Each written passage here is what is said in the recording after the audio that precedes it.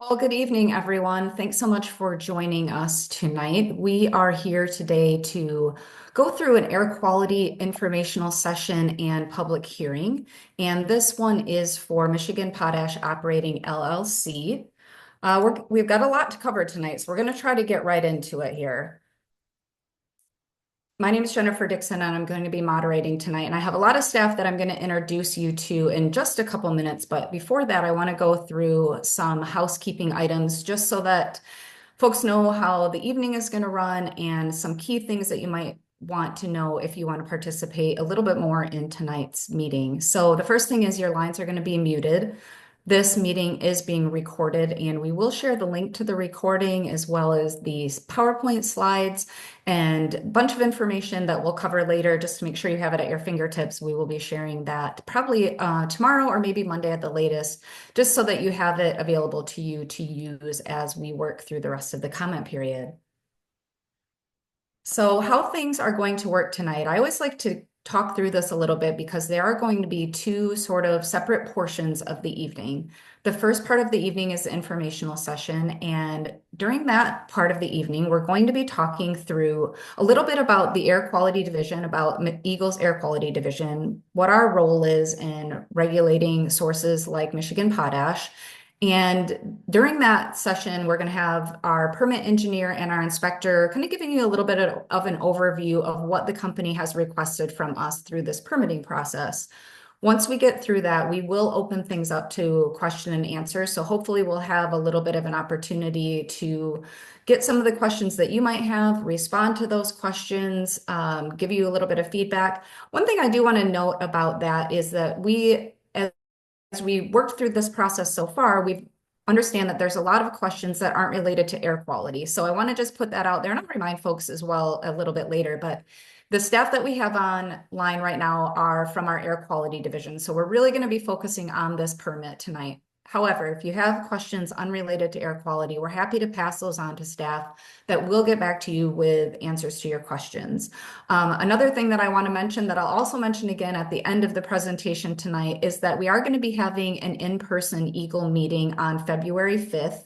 I'll give you the details about that as well, but we'll have multiple divisions there. So we'll have folks from air, water, and our geological resources divisions there to help answer some more of the questions that people have that are a little bit broader than air quality related things. So that's how we're going to run the first part. We'll get to that presentation, we'll do the question and answer, and then at 7 o'clock or whenever your questions are done, whatever comes earlier, we will switch over to the hearing portion of the night. So the hearing portion of the night is a little bit more controlled, I guess I would say. And what we'll be doing then is we'll start it off with a statement to just open the hearing. We'll take your comments on the record, but if you have any questions at that time, some people do like to put questions in their comments. We won't be responding to them. We're just going to be putting those on the record, and we'll respond to them after the public comment period closes. So those are the two parts of the evening. And again, we'll go through that a couple of times, but I just like to set the table a little bit as we get started here.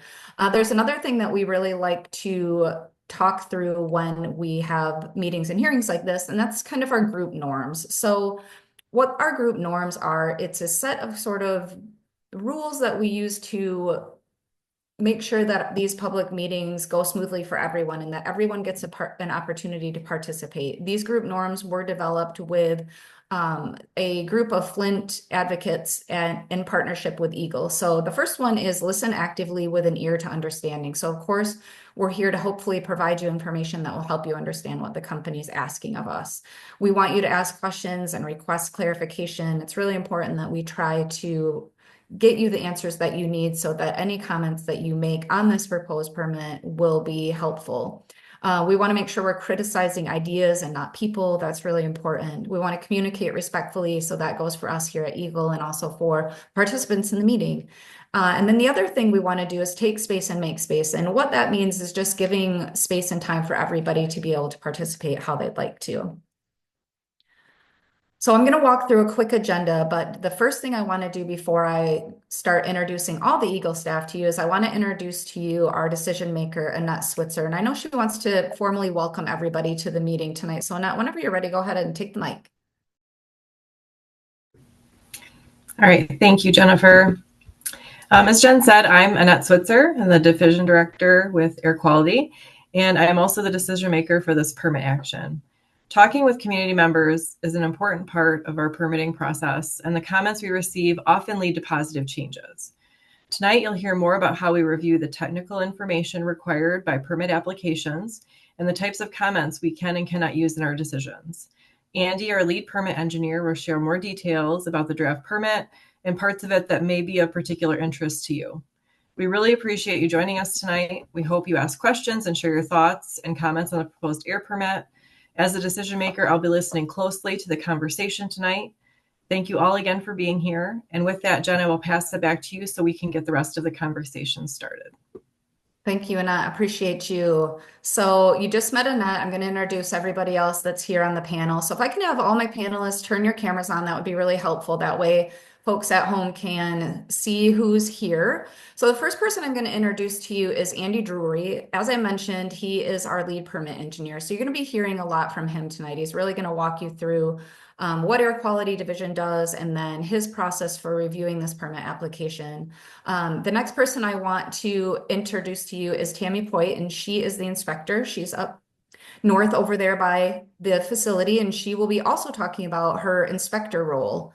So everybody can have a little bit of more of an idea is if this permit goes forward and the facility is constructed, not instructed, Jennifer, constructed, sorry about that, what she will be doing to inspect the facility, keep track of them, looking over their record keeping and all of those kinds of things. So you'll hear from her as well. Other folks that we have online are Alec Kanacki. So he is our air modeler for this facility. And we'll talk a little bit more about air modeling, but briefly overview, air modeling is when we use a computer to simulate or future cast what emissions from the proposed project would be if it was in reality. We also have Matt Risley. He works for our air monitoring section, so that's a little bit different. He helps look at regional air monitoring information from our stationary air monitors, and we can hear a little bit more from him later as well. We also have Rick Welsh on the line. So Rick is our toxicologist on this project. So high level, what toxicologists do in permits is when a permit application comes in that has toxic air contaminants that need to be regulated, our toxicologists help us evaluate those. They also work to create health-based screening levels for almost 1,300 different air toxics for the state. I think I got everyone there except for our super helper, Caitlin DeVries. She doesn't like to turn her camera on. She's a little bit shy, but she really helps us keep on track and make sure that the meeting goes smoothly. So Caitlin, thanks for being here tonight as well. All right, Andy, if you want to keep your camera on, that would be great. Everyone else, you guys can go ahead and turn your cameras off, at least for a little bit here. Just quickly going through the agenda, as we mentioned, Andy's going to run us through the informational session. He's going to discuss the proposed permit, and then Tammy's going to round that out, talking about the compliance aspects of that. We'll roll right into question and answer. You're going to want to use that question, that Q&A box at the bottom of your screen to type in questions that you have. And if you really feel strongly about asking them verbally, we can handle that as well. But a lot of people like to type those questions in as Andy or whoever the permit engineer is talking so they can make sure they get those answered. Then we'll do that public hearing, like I mentioned, at 7 o'clock or whenever we get through the Q&A, whatever comes first. Sometimes I try to roll a little bit past 7. We'll see where we are with things. We will definitely talk about how you can submit an official comment. So you do not have to comment tonight. Even if you said when you registered that you wanted to comment, you can always say no tonight. There's plenty of time to still submit your comments in a variety of other ways by the end of the comment period, which is January 27th. So we'll go over those. We'll also go over where you can find other information, talk a little bit more about that next meeting on February 5th, where other EGLE staff are going to be in person up there.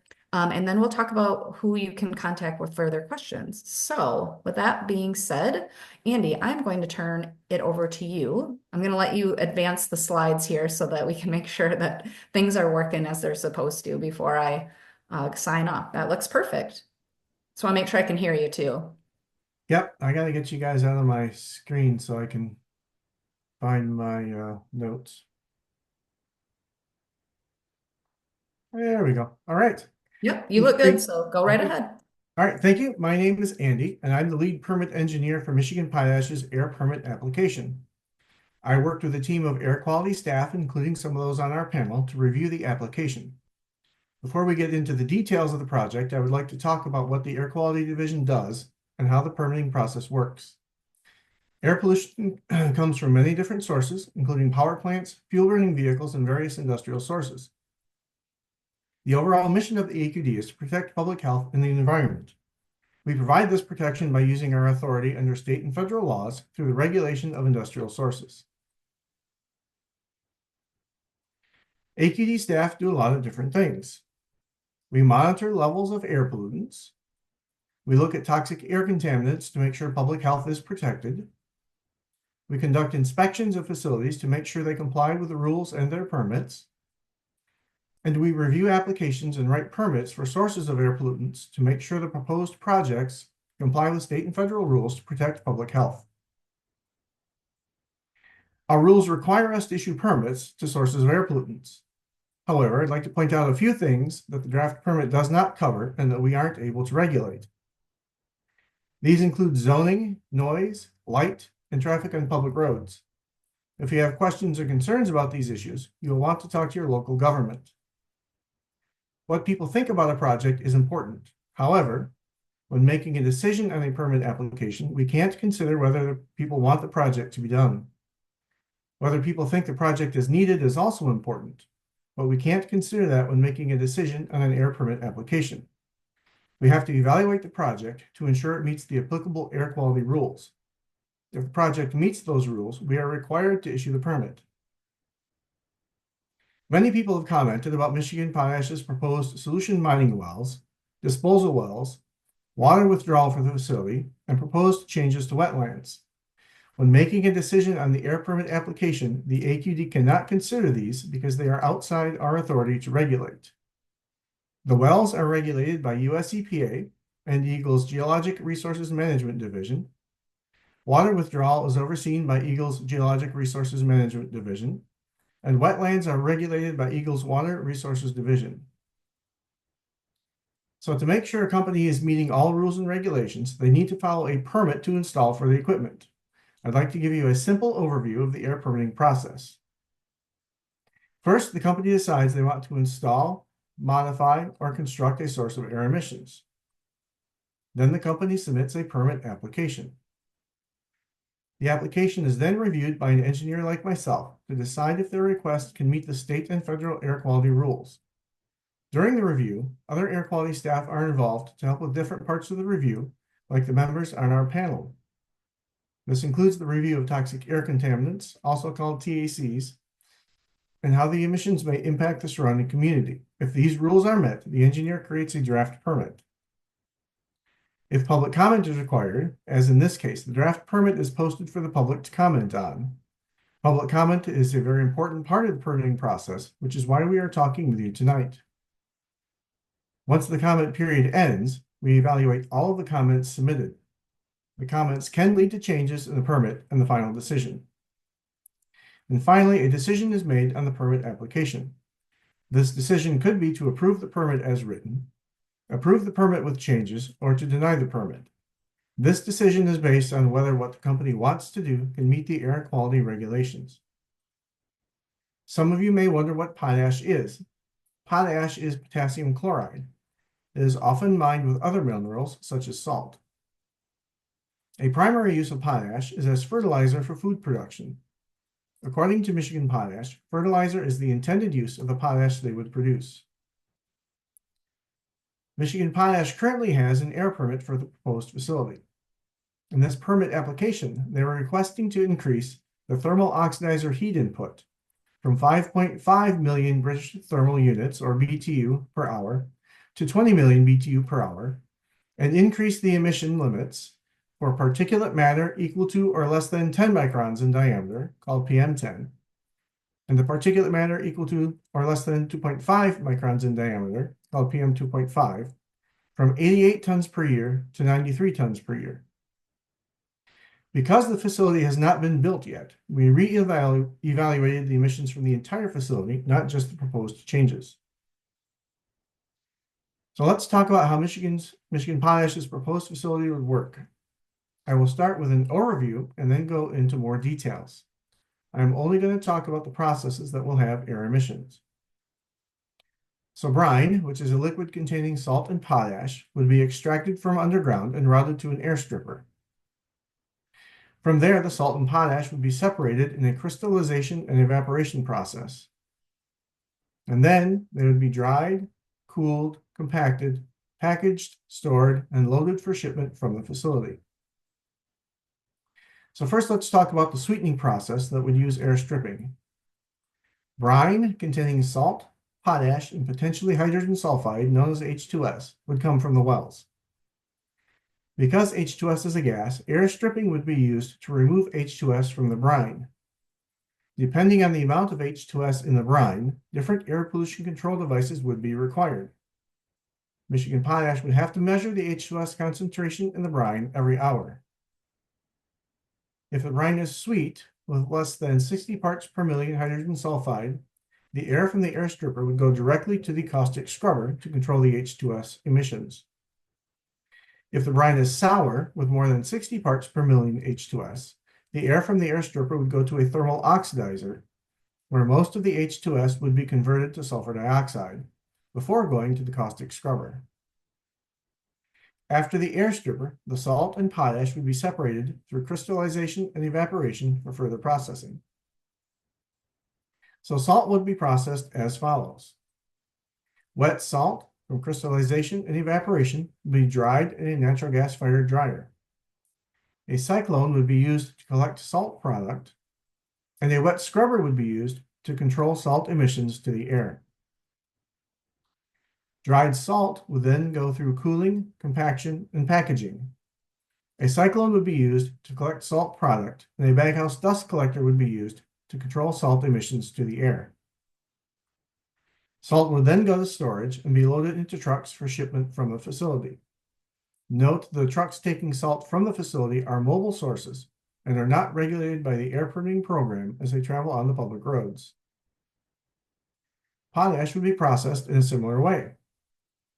Wet potash from crystallization and evaporation would be dried in a natural gas-fired dryer.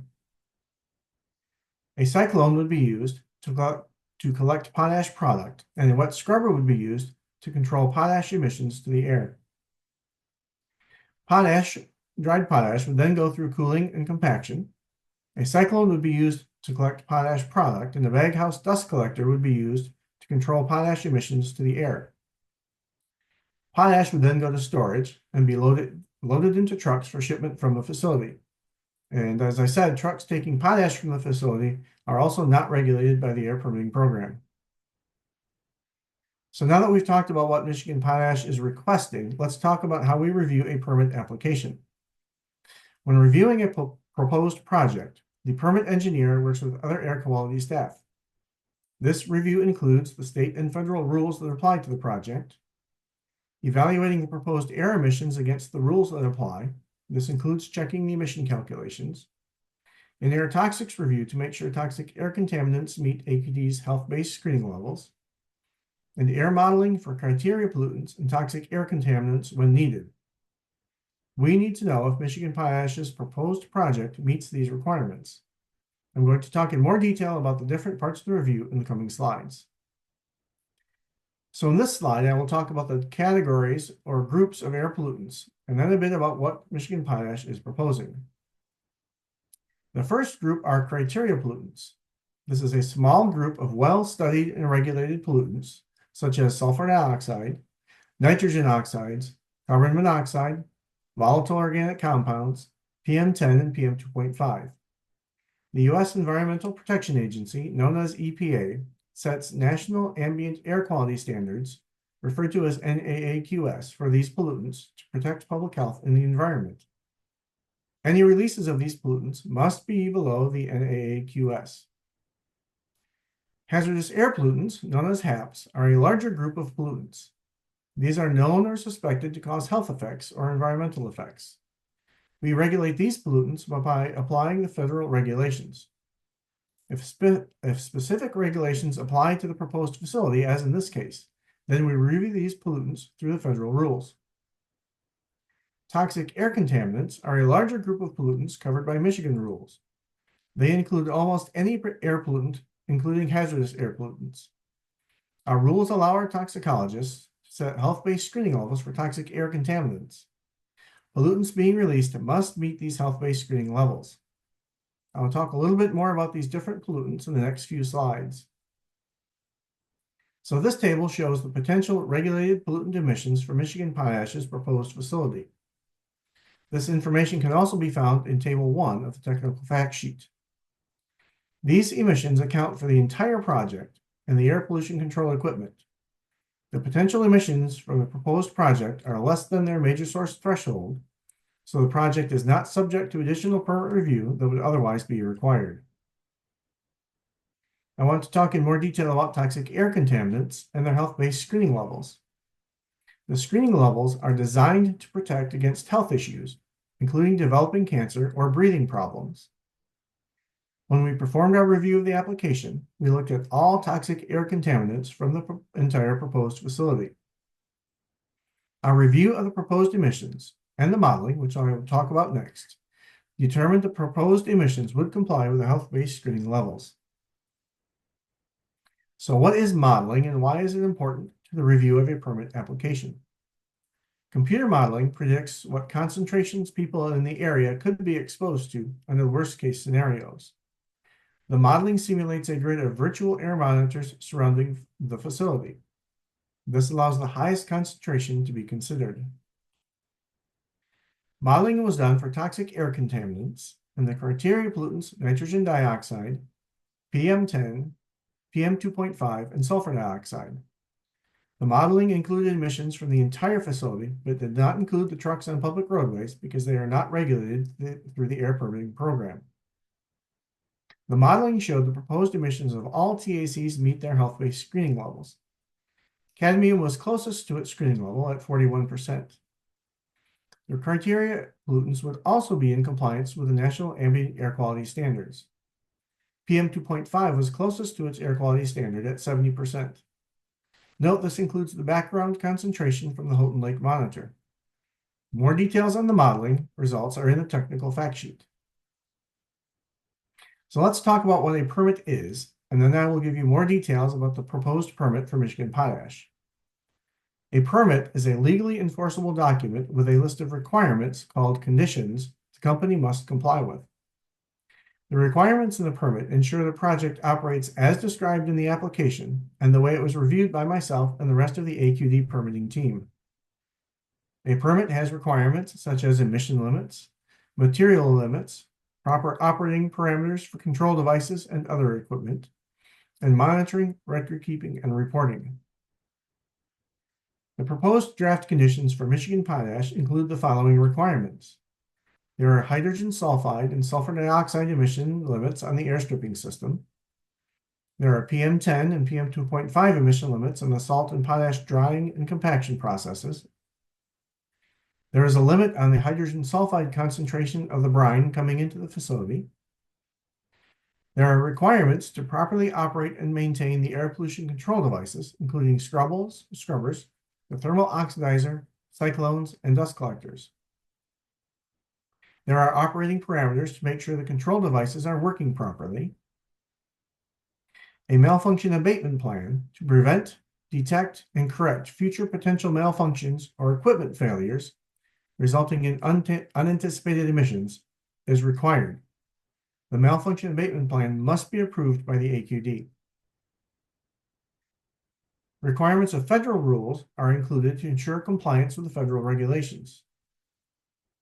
Michigan Potash would have to test the hydrogen sulfide and sulfur dioxide emissions from air stripping and the particulate emissions from the dryers and cooling and compaction processes to make sure the emission limits are met. Michigan Potash would have to monitor the hydrogen sulfide content of the brine, the hydrogen sulfide emissions from the air stripping process, the control device operating parameters, and the amount of natural gas used. And Michigan Potash would be required to notify the AQD when they begin operation. So I will now turn the presentation over to Tammy.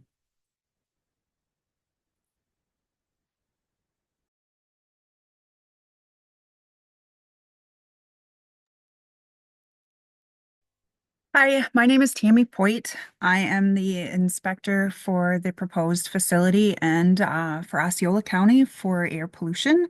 I'm located out of the Cadillac District office, and my role is to determine if the company's operation is in compliance with the permit and all those things that Andy said in the previous two slides. I do this by conducting inspections periodically, reviewing the company's reports, records. I observe their visual emissions and just keep an eye on what the plant is doing. I review and observe emission tests.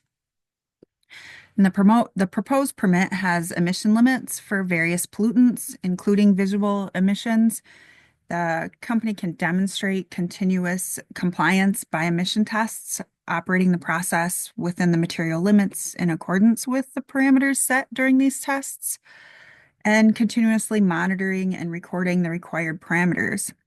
Typically, an inspection entails the lists that are above. They need I obtain monitoring data and operational parameters to establish a baseline condition and to determine compliance with permit conditions. A lot of these baseline come from their testing. I review the company's records for compliance determinations. In the permit, it sets forth what these records are supposed to be. And then I perform visible emission observations, and I look to make sure the company is performing these observations as well. And I check to make sure they haven't installed any extra equipment that isn't in the permit that should be in the permit. Next slide, Andy. The emission tests are a really big method to show compliance. Myself, along with our technical programs unit staff, will go to observe these tests. The district, myself, makes sure the company operates in the same fashion uh, during their other inspections, so they set these tests that set the parameters, and then I go to the company like 6 months later, 12 months later, a few years later, and I make sure that they're operating on these at the same parameters they were doing the testing. And I make sure all those records that they have to keep demonstrate that they were still maintaining these parameters. And that's how all that flows into the toxicology and all the stuff that goes into the permit that Andy reviews. And so emissions test is we determine determine that the test is being performed in accordance with designated test methods and protocols. They're to make sure the operation is under routine maximum conditions during the test, and that we record the operational parameters, which will be compared to during my later inspections, as I mentioned previously. And then a big part of the inspections is reviewing company records, their monitoring data and reports, and other mechanisms that they have to show compliance. So I evaluate the compliance of the operation. I identify any abnormalities. I look for monitoring parameter ranges that are set during these stack tests. I look at their control devices. I look at their monitors, make sure everything's working. All their calibrations have been done. Everything's working properly. And then all of that goes into or is involved in assessing the emissions from the operation and making sure that they are being reported and recorded accurately.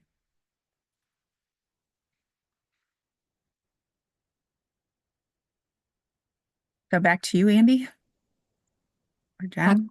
I think it's back to me, but thank you, Tammy. Appreciate you.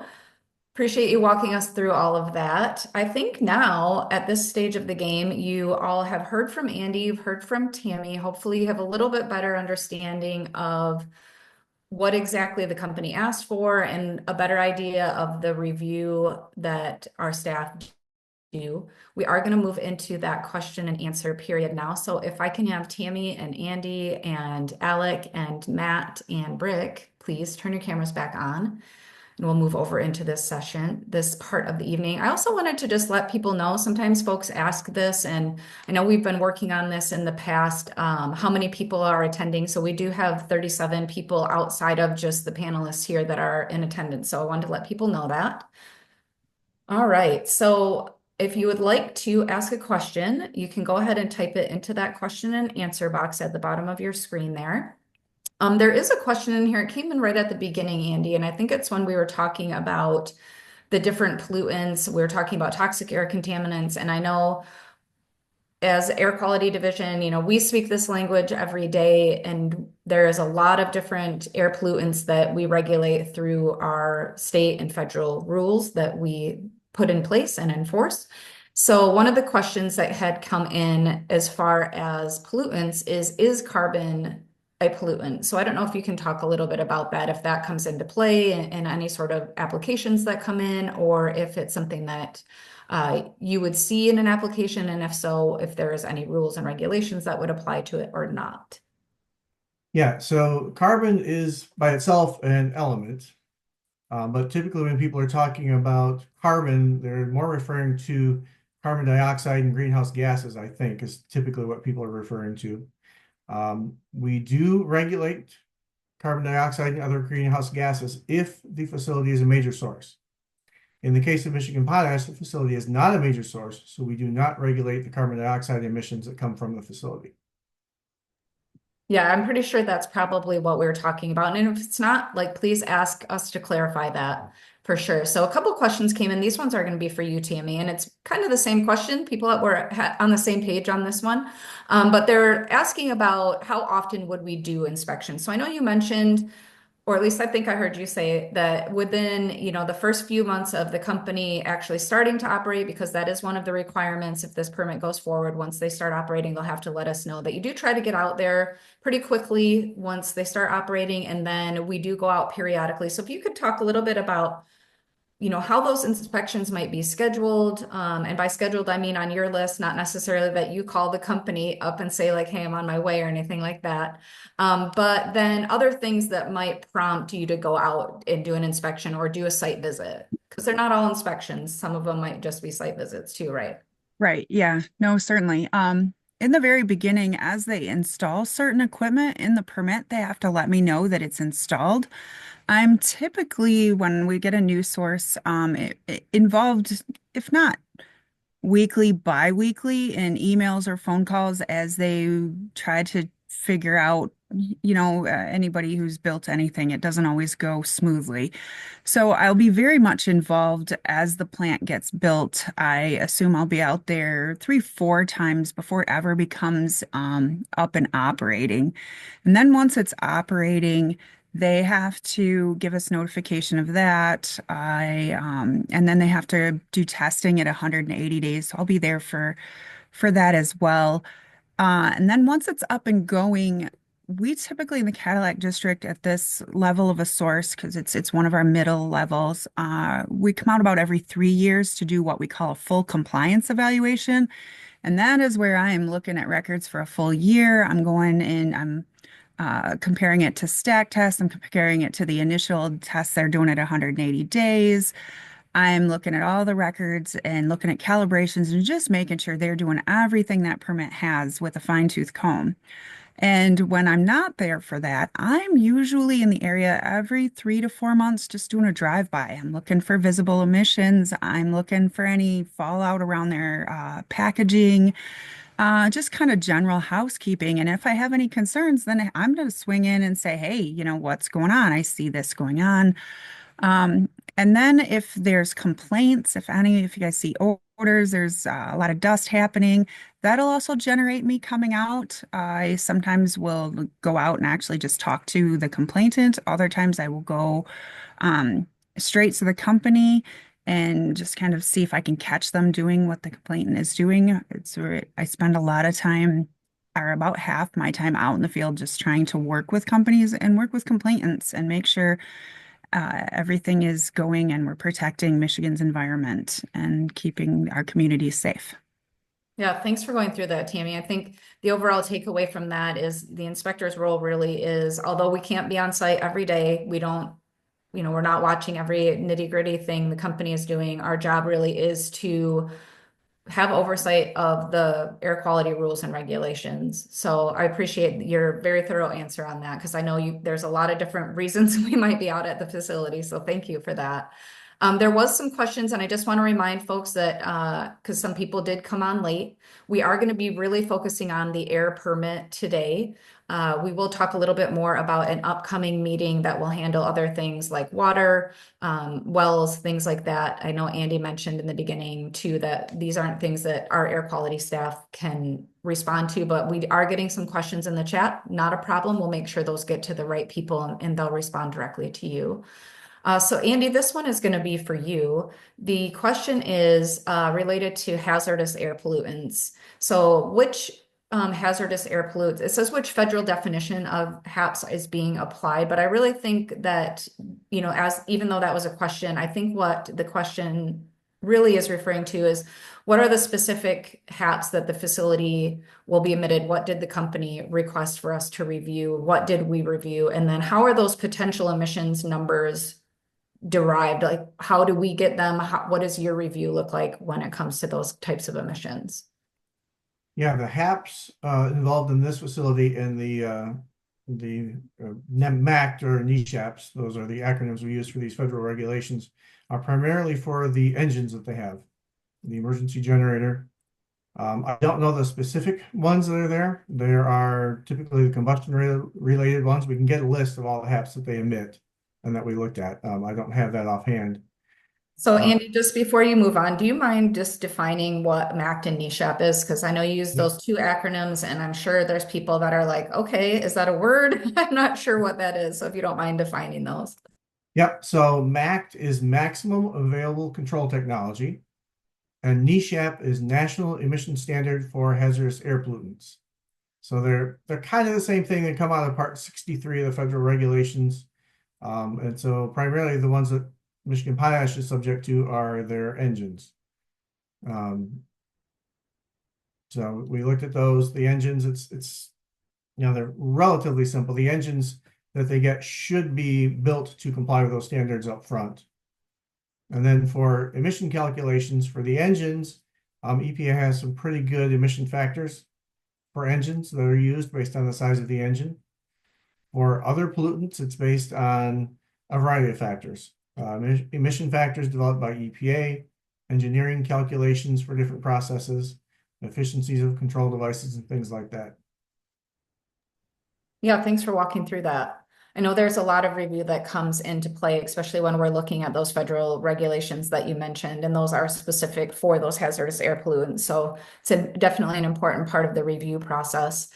This came up in our conversations earlier this week as we were getting ready for this hearing. And the question is, can you talk a little bit about what the community could expect for odor emissions? So I can't remember off the top of my head, Andy, and I apologize if we did any review of odors. I know we talked about H2S, which we see sometimes in other communities can create odors for community members that will get complaints about. So I don't know if you can talk a little bit about that. And then I might move over. I know Tammy talked a little bit about the complaint process, but if she has anything else to potentially add to what you talk about, we might move over to her for a second too. But I'd have you talk a little bit about what we think folks might be able to expect from potential odors from the facility. Yeah, hydrogen sulfide would be the one that would be most likely to generate odors. And as people know, there are the Cargill facility. I think there have been odor issues with that facility. Part of the difference is that one is very old, and it was built under different standards. So Michigan Potash, with the sweetening process we talked about at the very beginning, as soon as the brine hits the facility, that sweetening process with the air stripper is to remove the hydrogen sulfide from the brine so that it's not there in any of the rest of the process. And then they have the caustic scrubber and the thermal oxidizer to control those emissions of hydrogen sulfide. So we would not expect there to be emissions that people would smell with the control devices that they have, which is quite different from when Cargill was built. But if they do smell anything, then Tammy can talk about how we would deal with that. Yeah, thanks for doing that because it's there's a lot of pieces of control equipment. You talked about those when you went through the flow chart. And I know you named them again, but essentially those pieces of equipment are designed to reduce odor causing pollutants and other pollutants from the process. So thanks for going over that. And Tammy, yeah, I definitely want you to talk about what is your process if you would get an odor complaint for this facility or any facility? You know, we have a certain kind of a process that we use to go through this. So if you can just walk people through that, that'd be appreciated. Certainly. So, a lot of our complaints come in, they can come in online via our My Enviro portal. I can get a phone call, you can email me. And when the complaint comes in, the very first thing I do is I look at the weather. What is the meteorology for the area? Where's the wind? What is it swifting? What's the temperature? Because there's a lot of meteorology effects that can make the odor stay down low or go high. And then the next thing I do, depending on how that meteorology report goes, I will get a hold of well, no matter what, I always get a hold of the complainant to talk to them about it.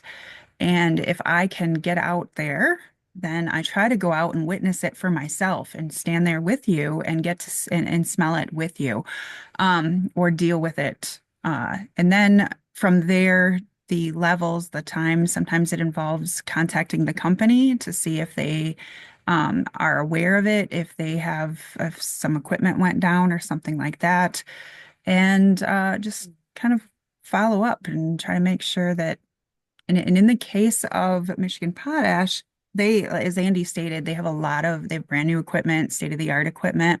So we really do not anticipate that there will be any odors. And all this equipment, which is different than some of the other older facilities, but this equipment's mandated to be installed in the beginning. So we don't have to, and there, as he said, they have to monitor every hour. So the company is going to know if they're ever getting a brine that's getting anywhere near where there could be odors. And there's a notification process in that to me as well. So hopefully the way this permit is set up, we do not anticipate odors. Yeah, thanks for walking through that. An odor complaint process can be definitely time consuming, but it's something that we find very important. And as Tammy mentioned, we really want you to reach out if you smell anything, because like we mentioned as well, we can't be everywhere all the time. So Caitlin just shared the link to the My Enviro portal. You'll hear us say that this is the database that we're currently using. We just switched over to a new one in the middle of December. And it has a lot more transparency in it. So you can really find out a lot more information if you're interested. Like Tammy mentioned, you can submit a complaint through there if you have an air quality complaint. We're definitely happy to take those. You can also sign up for notifications. So if you're really interested in air quality related items, you can sign up for notifications through that as well. So thanks, Caitlin, for sharing that. So the question on HAPS, Andy, I'm going to go back to you. So I think we didn't quite get to responding in the way that the asker wanted. And one of the things that they mentioned in their follow-up is that there's no other pollutants that go up the stacks, and there's no HAPs that go out the stack. So I think what we want to talk about there is that although we regulate those hazardous air pollutants through those federal regulations, that it's not that there's zero hazardous air pollutant emissions that will be coming out the stack. So I don't know if you can talk a little bit about um, the levels, and maybe we might even want to go back to that slide where you showed things. I can't quite remember if the detail on there might not be good enough, but I think that Caitlin shared the link to that technical fact sheet that'll have a little bit more information. But I thought you might want to just follow up because it seems like we weren't as clear as we wanted to be on that response. Yeah, see if I can get back to that slide. Where's my, I don't know if I can. Because I have too many things open on my computer. So the thing with the HAPs is we look at them two different ways. We look at them as hazardous air pollutants regulated by different federal standards, but we also look at them as toxic air contaminants. So they have to comply with EPA's federal rules for HAPs, but they also have to meet our health-based standards. So we treat them just like the toxic air contaminants. And that's why, if I can, you can find the right screen. I'll try and go back to that. There we go. It's going to take a little bit. So if we see this, I don't know, can you see my mouse, my cursor? Yes. All right, so hazardous air pollutants, they do overlap, and really this should kind of overlap more because almost all hazardous air pollutants are toxic air contaminants. So we look at them as HAPs under the federal rules, but we also look at them as toxic air contaminants. So they have to comply both with EPA's standard, which are often control standards, and for the engines, it's primarily a performance standard for how the engine works. But they also have to meet our health-based screening levels. So in a way, I don't really know what the HAPs emitted are because we looked at all the toxic air contaminants together. And they all meet the EPA standards. And some of them, hydrogen sulfide is a HAP, but it's not subject to any federal rules in this process. So we look at that as a toxic air contaminant and make sure that the expected H2S emissions comply with our health-based screening level. So I don't know if that helps. I think it helps a little bit. And I also just, for anyone's edification, or if the asker would like to chat with Andy one-on-one, we're always happy to talk with you afterwards. We'll share contact information, how you can get a hold of the panelist by phone or email. We'll share those at the end of the meeting tonight as well. But thank you for following up on that, Andy. If you want to move back to that other slide, that would be great. There was just a little bit of a follow-up on odors. So we talked about odor reduction and not necessarily elimination. What is an acceptable level of odor? Is it measurable? What are the constraints and metrics? So thank you for putting those words in there, making me tongue-tied. So one of the things that Tammy talked about is the process that we use to evaluate odors. Now, of course, we don't expect there to be odors at all. That doesn't mean that sometimes things might happen. You might experience an odor. If you experience an H2S odor, we would encourage you to get a hold of Tammy right away. So use that portal, give her a call, send her an email. If it's after hours, we will also share our pollution emergency reporting system line. We'll share that at the end of the evening as well. So the way our process works is we use a kind of a 3 levels of looking at things. So we use intensity, duration, and frequency. So it needs to meet those different requirements. That's why Tammy going out there and actually experiencing the odors that you're experiencing is a really important part of this. So there was another question that was a little bit related to that. And it was like, well, what are the penalties if they exceed some of these limits, including odors, including emission limits, including stack testing, any of the things that we've talked about in the permit. So the permit's issued and they don't comply, what happens? We don't have an enforcement person on tonight, but I think Tammy can talk a little bit about what that enforcement process looks like from her perspective. If there was a violation, she would write a violation notice. And then Tammy, do you mind kind of walking people through that sort of violation notice process? And then, what our expectations are, and then what would happen if we did have to take escalated enforcement against a company? So if there's odors, and like as Jen said, there's an intensity level in a 3-step process. But if it goes into a violation notice, then the company has to they have 7 to 14 days to respond. And we typically put all of this as public information, and then the company's response as to why and how they're going to stop it. Usually, most of the case when we do a violation notice, it's an amendment to their malfunction abatement plan so that they can continue to prevent odors in the future. And if they end up with violations and emissions, it's again a violation notice, and then they go back and have to modify their permit. And that could send them back through this process that we're doing today. The other thing is if they're very negligent, then we send them to our compliance enforcement process. We have a whole entire team that works them through that process, and usually we come to an agreement. Sometimes there's penalties and fines. Sometimes the EPA gets involved. It all depends on the level of the violation and how that works. But for the most part, any of the violations we're really able to resolve with just between modifying their permit or modifying their malfunction abatement plan to assist in stopping these issues. Yep, and like you mentioned earlier, the goal is to address any of these issues as quickly as possible because we certainly don't want community members to be experiencing odors or for the company to be out of compliance. I mean, our goal is to make sure they stay in compliance and that the community stays protected. So I'm going to switch over to Alec. So Andy and Tammy can take a little break there, get a drink of water. Alec, this question is for you, and it's about the modeling. So if you don't mind talking a little bit about the modeling process in general. And the question specifically says probabilistic or deterministic. So I'm glad I think I said those words correctly. They were tough ones for me tonight. But they would like you to address is uncertainty non-stationarily factored into the model. So I think you can see the question there. I want to make sure that I represent it appropriately. So Alec, I think you can see the question. If I messed up what I was asking you, please go ahead and fix that for me if you don't mind. Good. So first off, it's deterministic. So AirMod gives you, or the model we use is called AirMod. It's agreed upon by EPA and the American Meteorological Society. So it's deterministic. So it gives you a single predicted concentration value for whatever pollutant you're modeling for.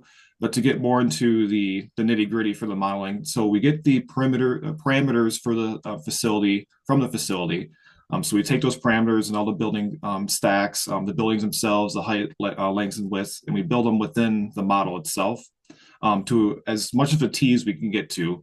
We use different kind of programs to kind of zoom over the facility and kind of line up the buildings and the stacks as much of best of our ability as we can get to. Then we take those stacks and their parameters, the emission rates, the exit temperature, stack height, the diameter, what have you. And then we run the model and more so of a three-step kind of stage specifically for criteria pollutants, which would be your PM2.5, PM10, SO2, and NO2 for this application specifically. So if it passes the first stage, which is the SIL, we believe that it's meeting the EPA standards.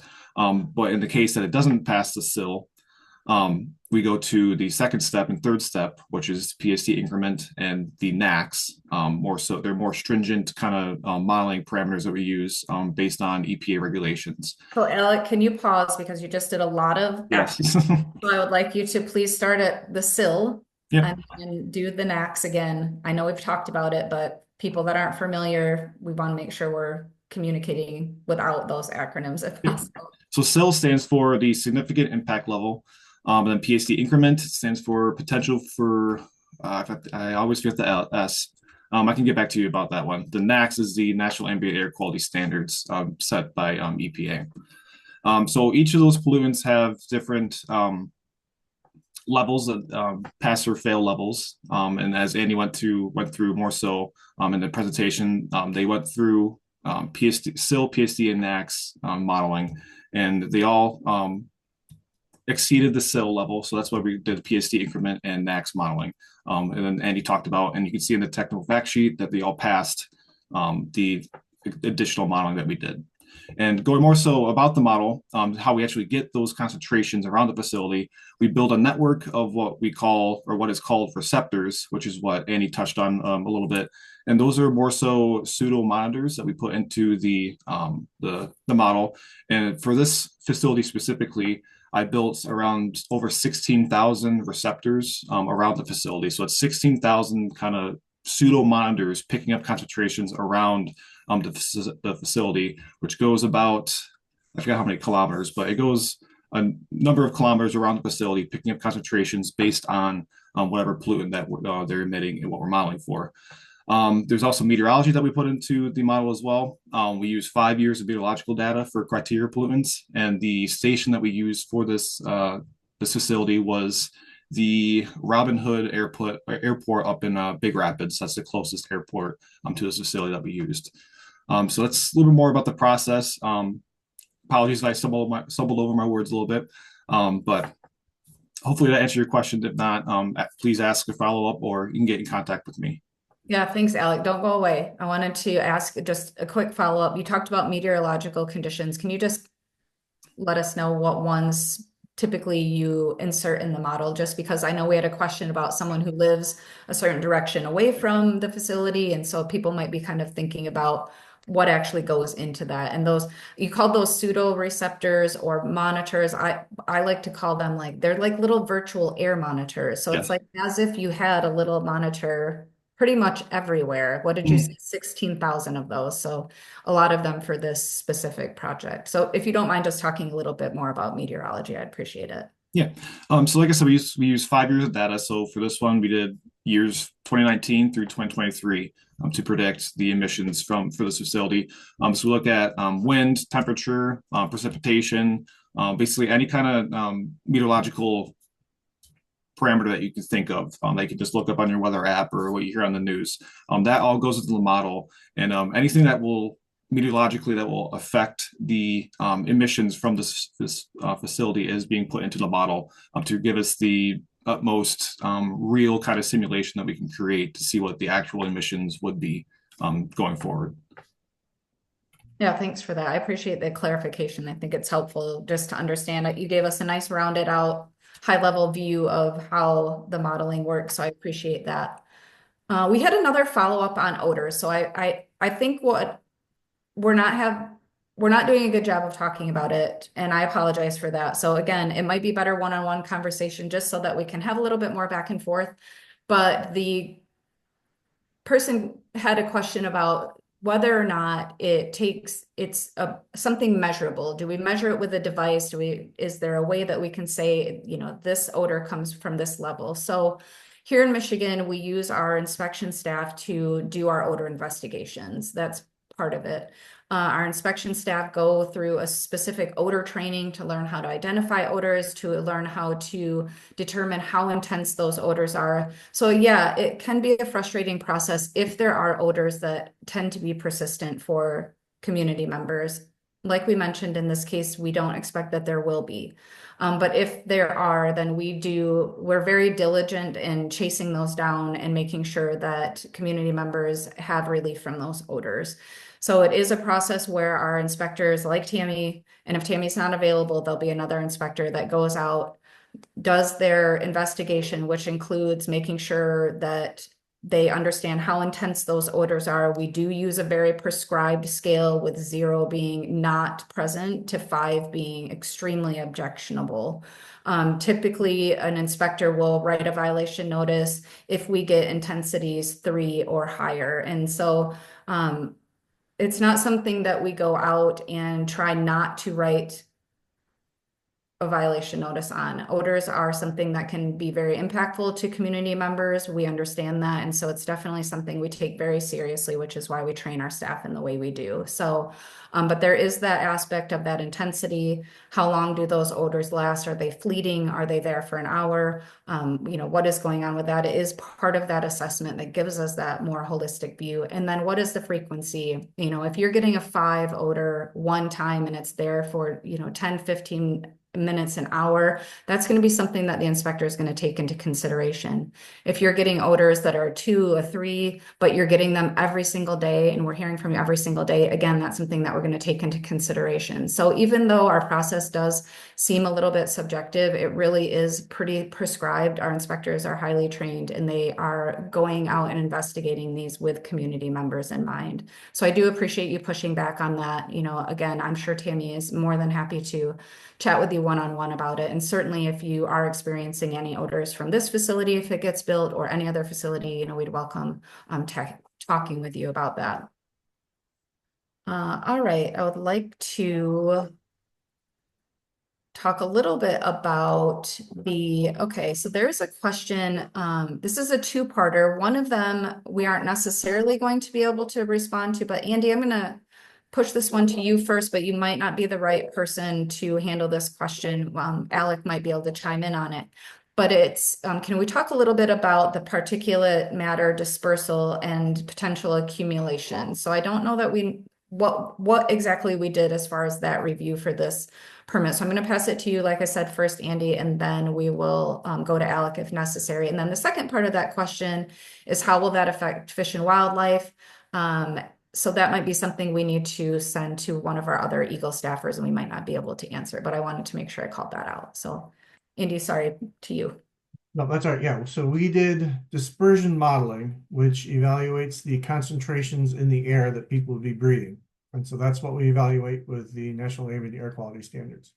We did not do any deposition modeling, and that would be what accumulates on the ground because this is a small source. And based on our history in however many years, I've been doing this almost 30 years, we would not expect any deposition impacts from this facility because they're not emitting nasty toxic metals and the emission rates are really fairly low. As far as wildlife and the lake, the National Ambient Air Quality Standards for the PM10 and 2.5 evaluate not just human health effects, but they evaluate other environmental effects as well.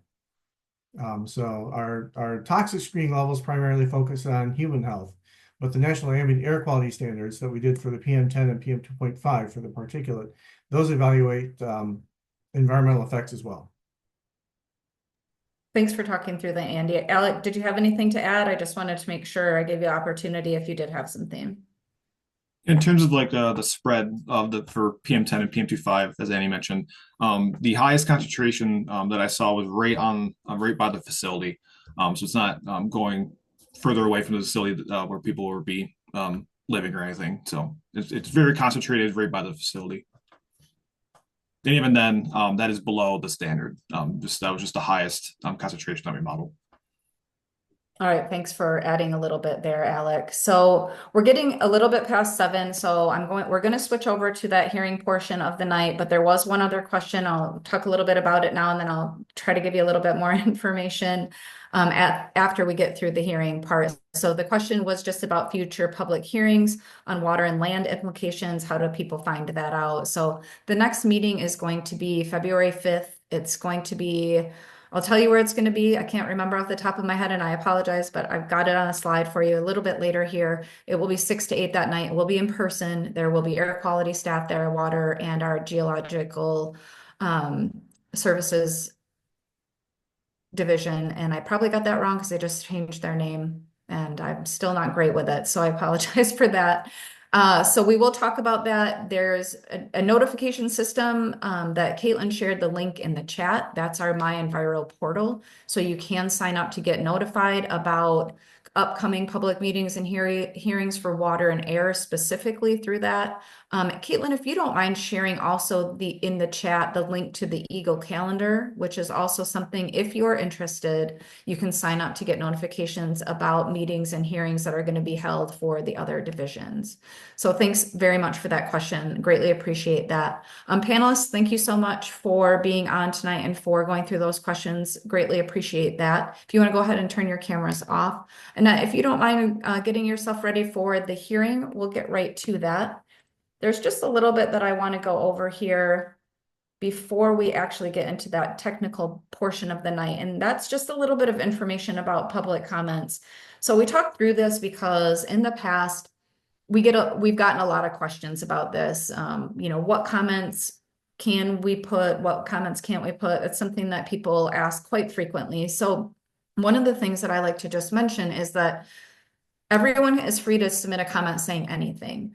There's certainly comments that have a greater capacity to impact the decision and what happens with this permit application. And then there's ones, as Andy mentioned in the beginning, for folks that were on, things that we can't consider in our decision making. So those are going to be things like zoning, truck traffic, noise, also things, just because this project, there are so many people that are interested in things related to water and other things, those that can't come into play in the decision on this air permit. So I know that feels a little bit siloed, but that is how the rules are written. So we kind of follow that through. So if you comment on things that are content related or something that you feel Andy didn't do correctly in his review or in the permit, that's going to be really likely to, lead to changes in that, the way that permit is written or the things that happen in the final decision making. Things that are not likely to lead to changes are those things that we can't consider in our decision making. So I'd just like to talk about that a little bit, just because people a lot of times have questions. But again, you are free to comment on anything. Once we get the comments, we do typically put together a response to comments document where Andy and the team will respond to most people's comments to the best of our ability. So wanted to chat through that before we get into the actual hearing portion tonight. So as a reminder, during the hearing portion, we won't be responding to any questions. So a lot of times folks, as they're giving their comment, might ask a question. And I just want to remind people that we won't be able to respond to it during this part of the night. So I'm going to go ahead and read the hearing opening statement, and then we'll get right into the folks that have said that they would like to make a comment. So good evening, ladies and gentlemen, and welcome to this public hearing. My name is Jennifer Dixon, and I am with the Michigan Department of Environment, Great Lakes and Energy's Air Quality Division, and I will be the hearing officer tonight. Annette Switzer, our Air Quality Division Director, is the decision maker for this permit application, listening to your comments this evening. She will be considering all comments before making a decision. This hearing is related to a request from Michigan Potash Operating, LLC, located at the intersection of Schofield Road and 120th Avenue in Evart Township, Michigan. The company is requesting to build and operate a new salt and potash mining facility. The Air Quality Division regulates sources of air pollutants to minimize adverse impacts on public health and the environment. The law governing these responsibilities is Part 55 of the Natural Resources and Environmental Protection Act. Before installing and operating new equipment, the company must obtain a permit that complies with Michigan's air quality laws. The equipment must meet state and federal standards, including health-based standards. The permit will include emission limits and operational conditions to ensure these standards are met. Tonight's hearing allows the public input on the draft permit, which is still under review. No decision has yet been made. Your comments can help determine whether the permit is approved or modified. However, we can only consider comments within our authority and cannot address concerns such as zoning, traffic, or noise. Support or opposition of the proposal will be noted, but the law does not allow us to base our decision on public opinion. This hearing is being recorded, and your comments will be considered in the decision-making process. The public comment period, which began on December 10, 2024, ends at midnight on January 27, 2025. After the comment period closes, all comments will be reviewed. Significant air quality related comments will be considered, and the decision maker will then decide whether to deny, approve, or approve with amendments. If approved, the final permit will include any changes from the draft along with the reasons for them. In all cases, interested parties, those on the mailing list, commenters, and hearing attendees will be notified of the decision by mail, including a letter from the decision maker and, if applicable, the approved permit. Our staff is here to ensure a fair opportunity for you to express your views on the proposed project and listen to your comments. You do not need to comment tonight to have your final or your input considered. Written comments can be submitted via US mail, email, or voicemail during the comment period. I'll explain how to do this after the hearing.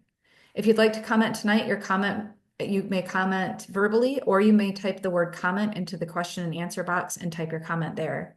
Each verbal comment will be limited to about 3 minutes, and I will notify you when you have about 30 seconds or so left. I'll call on those who have indicated they would like to speak first. After that, anyone else who wants to comment can do so, even if you didn't register in advance. Okay, so we had 3 people who registered in advance and said that they would like to make a comment. So what I'm going to do is call their names, and we will be calling on them first, and then we'll get to anybody else who would like to make a comment. So if those 3 folks could just raise your hand, that will just help us find you in the list of attendees. So that is Brad Wade, Marjorie Steele, and Julie Marklevitz. So if you all don't mind raising your hand, I see Marjorie, thank you for raising your hand already. If Brad, and again, if you've said you wanted to make a comment and you've decided you don't want to, that's also perfectly acceptable. All right. So Marjorie, you should be unmuted. So if you don't mind, folks that are making a comment, please just state your name and any affiliations that you'd like to mention for the record before you go into your comment. And go ahead whenever you're ready. Sure. Can you hear me, Jennifer? Yeah, you sound great. Okay. Marjorie Steele, I am the founder and executive director of the Economic Development Responsibility Alliance of Michigan, or EGLE of MI. I'm also a resident of Mecosta County, which is just about 30 miles south of this plant. So I am also a local stakeholder. We went ahead and sent over our kind of full comments. There's about 6 points, so I'm going to refer to them. I refer your staff to those comments in full, just to kind of breeze through them really quick. Number one, the red filing by the EPA and the subsequently federally required environmental impact statement. We are requesting that this project as a whole have that that third party conducted environmental impact statement, which it's red filing as a result of the wetlands, but the last permit, which I understand is water division, but that does bring it under EPA oversight, which is federal oversight. Environmental justice considerations using the EJ screening tool. It looks like that tool indicates that Evart, Michigan contains a disproportionately high percentage of low-income residents. It also shows that over 64% of local residents live in homes which they own, which means that local residents are both low income and have most of their wealth tied up in their homes and also lack the assets to move. And that is a very, very critical environmental justice consideration to consider. Air particulate concerns, nitrogen oxide, sulfur dioxide, hydrogen sulfide. These are the ingredients to acid rain. We argue that there are no acceptable levels of these contaminations for nearby habitants and humans. But more to the point into this particular permit, EGLE's staff from many different departments have commented on multiple occasions that they are understaffed to be able to properly enforce these permits. So without enforceability, issuing these permits is irresponsible, is what we're arguing. Air monitoring inadequacies. The nearest monitoring station in Houghton Lake is over 50 miles away. That's too far away. The problem with piecemeal permits, as you know, this is one of many different permits, including other air permits that are being considered. And what this permitting process misses is ever considering this entire project altogether. Sounds like you guys may actually be kind of trying to take some steps in that direction, which I want to say really appreciate. Really looking forward to that December 5th meeting. Then last but not least, undue pressure from federal funding. We understand that the USDA has recently, promised $80 million for this project. That should be all the more reason that EGLE is, and the air quality division in this case, is extra diligent and applies an extra level of scrutiny to this to account for that probably undue pressure that you're going to be facing from corporate staff at EGLE. So that's what I've got. Thank you so much. Yeah, thank you, Marjorie. Appreciate your comment. The next person in line is Julie Mark-Levitz. So Julie, if you don't mind, again, just stating your name and any affiliation for the record. And you should be able to go ahead whenever you're ready. Thank you. Can you hear me? Yes, I can. Thank you so much. Okay, super. Thank you. This is Julie Mark-Levitz. I am a property owner with a lake home at Lake Miramichi, which is located about 1.5 miles away from the proposed site. We've had our home there for over 25 years and just want to state my concern for the environment, potential cause to the wetland and the wildlife in the area, also potential impact on the local wells. I know this doesn't fall under the air permit, but do have concern with the effects on the aquifer and the level of water consumption that will be pumped out. Also the chemicals that will be put into the aquifer as part of wastewater and what is going to happen with those and the potential damage to the environment. So I thank you for everything that you explained about the air permit. That was very helpful. I hope to hear more at the hearing on February 5th about water and other damage potential. Thank you, Julie. We appreciate your comment. So those are the folks that we had that had already indicated they would like to make a comment. If anyone else on the meeting tonight would like to make a comment, if you don't mind just using that raise hand icon at the bottom of your screen, that'll raise your hand for us. So you'll rise to the top of the list and we'll be able to unmute you so that you can provide your comment. So as folks are considering whether or not they want to make a comment tonight, just a reminder that we will have more days after the end of this meeting until January 27th to be able to submit comments for this draft permit. So we're more than happy to take your comments in other ways, and we will go over that with this in a little bit once the hearing portion is over. So I'll just give you a second to consider whether or not you'd like to make a comment tonight. And again, just click that raise hand icon and we'll be able to see that you'd like to make a comment.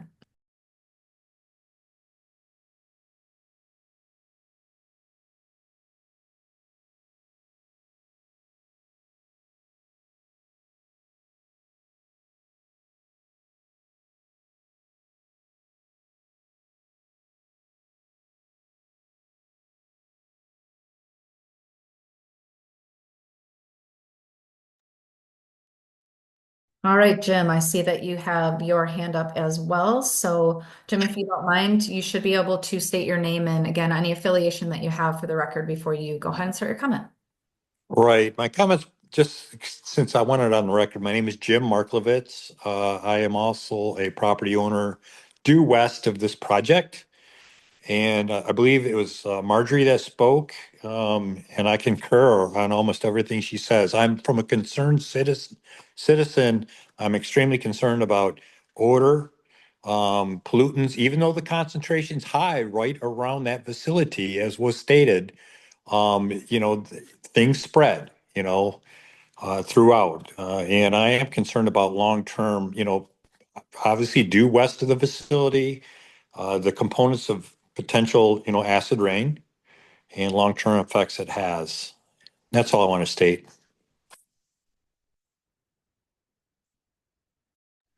Jim, thanks for putting that comment on the record. We appreciate that.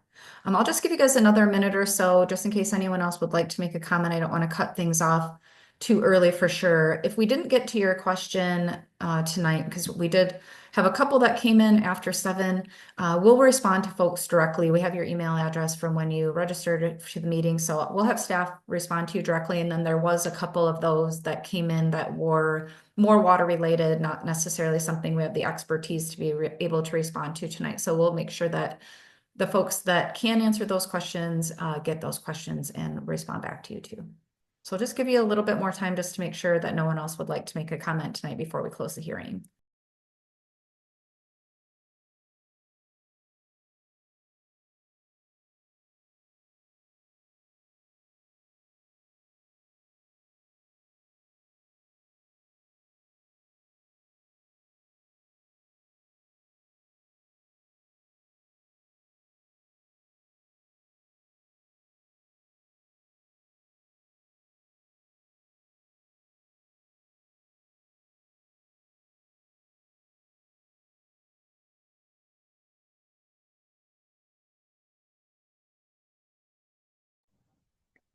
Annette, I'm not seeing anyone else who would like to make a comment. Are you okay with me closing out the hearing? Yes, you can go ahead. All right, thank you so much. So I'm going to go ahead and close the hearing. We just need to read a closing statement and then we'll follow up with a couple other things. So thank you for participating in tonight's meeting and for your interest in protecting Michigan's air quality. As mentioned at the start of the hearing, the public comment period closes at midnight on January 27th, 2025.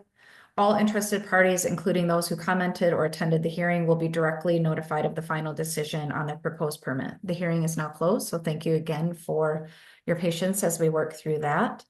So just a couple other things to follow up. If you haven't already, check the chat. Caitlin shared some great information in there. She also shared some information about the hearing on February 5th. We'll go over that a little bit. Oh, Andy, you got to still be sharing your slides here. You gave me something else. We're seeing your email right now. All right. So, not sure what happened there with Andy. Apologies for that. So we'll go over just a couple other things here. We'll see if Andy can share his PowerPoint a little bit. But there are a couple other things to go over. Again, you didn't have to necessarily do your comment tonight. There's other ways that you can provide those comments. So Caitlin, thanks for getting over to that slide for me. I appreciate that. So we do take comments via email. We'll take comments via mail. You can mail us a comment as well. We do have also a voicemail box. Some people would like to write their comment out and then give us a call and read it. That's also perfectly acceptable. The comments aren't weighted different depending on how you might submit those comments. We like to say we will take comments written on a napkin. We're not particular. We'll take them any way that you would like to give them to us. So here's that information about sending those in other ways. You can also find all of this at michigan.gov/EGLE air public notice. That's our sort of hub for public notice information. Again, you can also find all of this in the My Enviro portal. So going forward, there's going to be a lot more information shared there. So folks who have access to the internet can definitely get that. So Caitlin, if you don't mind advancing the slide for me. All right, so What information can you find on there? We have a lot of information, of course. Sometimes it's information overload, so feel free to reach out to us if you need us to kind of help you parse through that. We're more than happy to do that. So that proposed project summary, high level overview of what the company is requesting, what our review looked like. The technical fact sheet, Andy mentioned this several times. This is a deeper dive into the rules, the regulations, our review. So if you want to get kind of into the meat of what we did for this project, that will be something that you might want to read. The proposed permit terms and conditions. So that is what we're here to really comment on tonight, are those kinds of things. Links to the meeting recording. So speaking of that, once the meeting is over, we will take the meeting recording. We will be able to upload it to YouTube. Caitlin will send everybody an email that contains all this information we talked about, linked to the recording, as well as copy of these slides in case that's helpful. Some people do appreciate that. So she'll get that out either tomorrow or probably more likely on Monday. I just want to let folks know that because we do have to process these videos and make sure that they are working properly. So let me see here. Yep, Caitlin, thank you for that. So again, this information session that we talked about on the 5th, this isn't going to be a hearing like we had tonight, but it's going to be more of an informational session. And I think I might be misspeaking, but I think it'll be a little more open housey too. So there'll be a lot of EGLE staff there that you can ask questions to. And, you know, we really hope that you take advantage of this and let other people know that this is going to be happening. You know, we really want to make sure that community members that are interested have an opportunity to ask us their questions and get answers and work with us on this. So that again, February 5th, 6 to 8 at the Osceola County Fairgrounds building. So we do have the address on there as well. We'll be sharing some of that information in that follow-up email too. So feel free to just forward that email on to folks who you know couldn't be here tonight. Caitlin, do I have one more slide here? Or is this my... yes, sorry. Apologies. This is how you can get a hold of us. Very important information. So if you only have a second to write down one person because you need to get a hold of somebody before you get that follow-up from Caitlin, just go ahead and write Andy or Tammy's down, and they're more than happy to get your questions if they can't answer them to the people who can. We will put this information again in that follow-up email, so you'll have that if you didn't get a chance to jot it down tonight or take a screenshot or whatever. I think that is the end of the information that I have for people tonight. So again, we really appreciate all the people that came out and attended the hearing and the meeting and listened in, and of course, asked great questions.